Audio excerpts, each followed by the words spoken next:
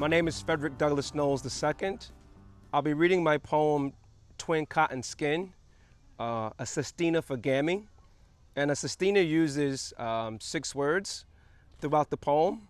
The 6 words in this poem will be century, reflection, the phrase twin cotton skin, anchored, eyes, and one.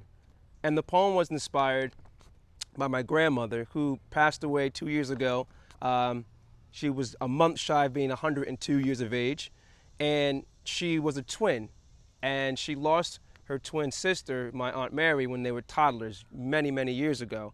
And so towards the end of her life, she was continually asking about Mary and where's Mary.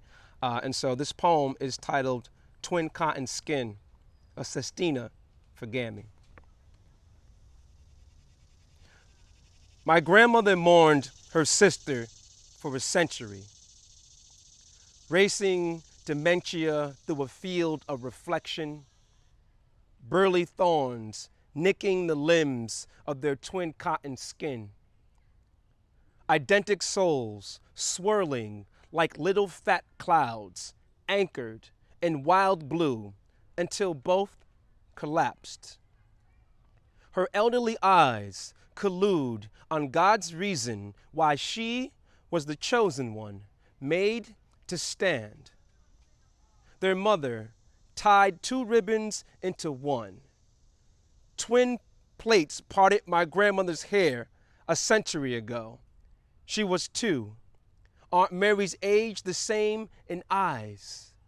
My grandmother's shone bright, blinding the devil's reflection. Aunt Mary's fastened like cast iron shackles, anchored to limbs of slave children, baptized in twin cotton skin. My grandmother tore daughters from her twin cotton skin, divorcing granddad's thick hand, tearing 2 into one able black-boned woman who migrated north, anchored in Benedict Arnold's late 17th century city. Norwich refuses to speak on his reflection, how he hoaxed General Washington with sallow eyes. She climbed Mount Calvary, the breath of God in her eyes. Her sister's ribbon sewn into her twin cotton skin. Grandchildren not knowing her soul had a reflection until their aunts almost fell beneath a wild blue. One moment too long to forget.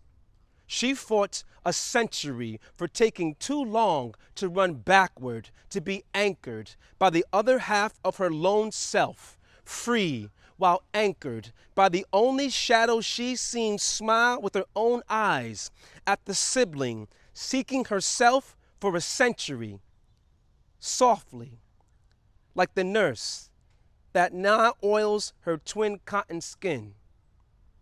She plaits her hair, braiding 100 years into one long memory.